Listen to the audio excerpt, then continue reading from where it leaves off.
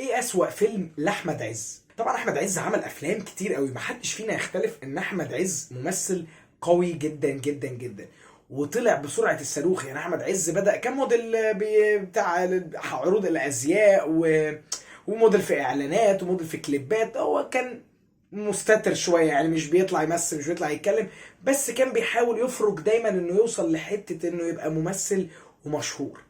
اثبت نفسه بسرعه جدا، اشتغل على نفسه كتير. احمد عز اتفرج عليه في بداياته واتفرج عليه دلوقتي، هتحس ان في تطور غير طبيعي ليه كامكانيات ممثل. يمكن شويه ان هو بيطور من نفسه في افلام تحس ان هو بوم قوي، وافلام تانية تحس ان هو احمد عز بس بيأدي الموضوع، بيمشي الموضوع. بس في النهايه ما حدش فينا يقدر يختلف ان هو نجم شباك، وان هو نجم رقم واحد موجود دلوقتي في مصر. تعال نتكلم عن ايه اسوأ فيلم لاحمد عز. بس قبل ما اقول لك ايه اسوأ فيلم، هو اسوأ فيلم دي من وجهة نظر مين؟ مش من وجهة نظر الجمهور، انا كلامك من وجهة نظر الايرادات. يعني ايه اقل فيلم جاب ايرادات لاحمد عز؟ تعال نقولهم بالترتيب. هنخرج الممر بره الحسبة عشان فيلم الممر ده يعني قصة لوحده، موضوع لوحده، ما نقدرش ان احنا ندخله في مقارنات مع بقية الافلام. بصراحة هيبقى حرام جدا جدا جدا، فتعالى نخرجه بره الحسبة بتاعتنا. ايه اكتر فيلم جاب ايرادات لاحمد عز في تاريخه كله؟ تخيل معايا ان اكتر فيلم جاب له ايرادات كان ولاد رزق. وبصراحة يعني بديهي، احمد الفيشاوي مع داوود مع عمرو يوسف. يعني الموضوع مليان ناس ومليان ممثلين تقال قوي، يخليك تبقى واثق ان انت اوريدي كده هتجيب الايرادات دي. فكان اعلى فيلم عنده ولاد رزق. تاني اعلى فيلم عند عز هو الخليه.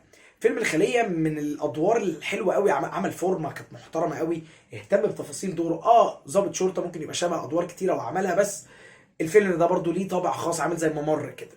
تالت فيلم، وانا بعتبر انه ده اجمد فيلم مثل فيه احمد عز، فيلم المصلحه.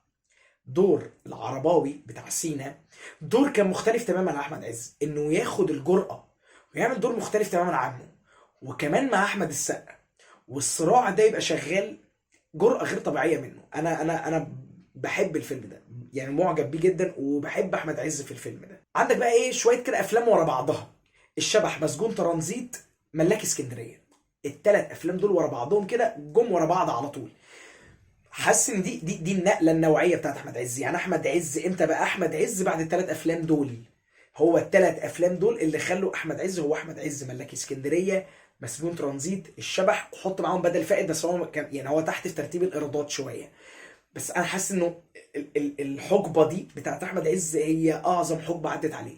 دي اللي عمل فيها جماهيريته، ودي اللي عمل فيها اثبت ان هو راجل بطل، نجم شباك، وان هو يقدر يحقق ايرادات عاليه جدا. في الترتيب يجي رقم 7 بعد الثلاث افلام اللي انا قلتهم: حلم عزيز.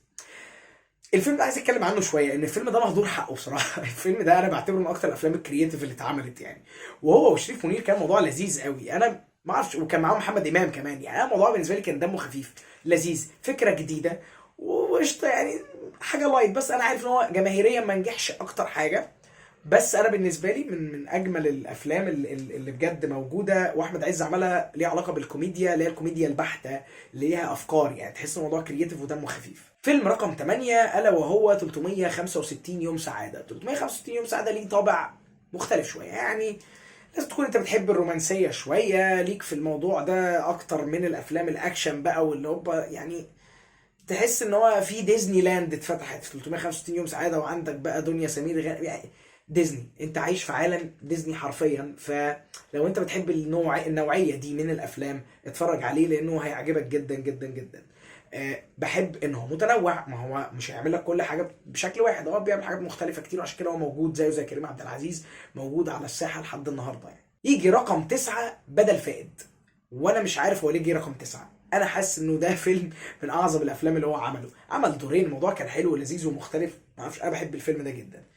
رقم 10، وكانت صدمه بالنسبه لي، فيلم الرهينه. انا بحب الفيلم ده جدا برضو، يعني بيحسسك بالوطنيه قوي، بتحس ان انت بتحب بلدك قوي، وعايز تحارب عشان بلدك، وعايز يعني فيلم برضو لذيذ وفيلم حلو. بس يعني ما اعرفش، يمكن في وقتها ما كانش واخد حقه ايرادات، بس بعد كده لما بيتذاع على التلفزيون خد حقه اكتر، وارد.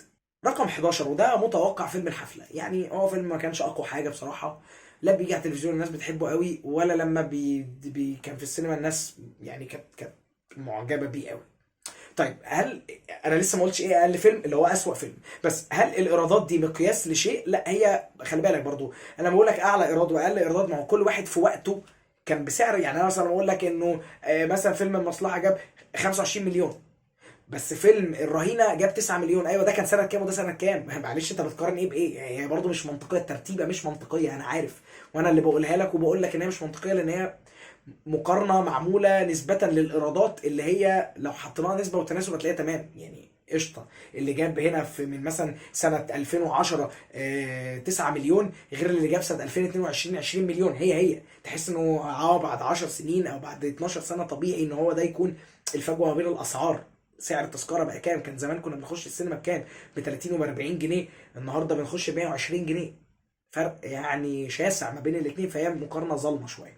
بس الفيلم اللي هم بيتكلموا فيه في الاحصائيه ان هو اسوأ فيلم لاحمد عز واقل ايرادات، بص دايما دور على البدايه، البدايه دايما هتلاقيها هي اسوأ حاجه. يعني هو بدايته كانت مش اقوى حاجه، بدايته هو رمى نفسه لايناس الدغيدي، وحقيقي عملت بيه فيلمين. انا في واحد كنت عارفه كويس قوي وفي واحد اتصدمت، انا ما كنتش عارفه بصراحه، عمري ما كنت سمعت عنه. يعني لو حد فيكم يعرفه يقول لي في الكومنتات ايه رايه في الفيلم ده، لان انا حقيقي عمري ما شفت الفيلم ده.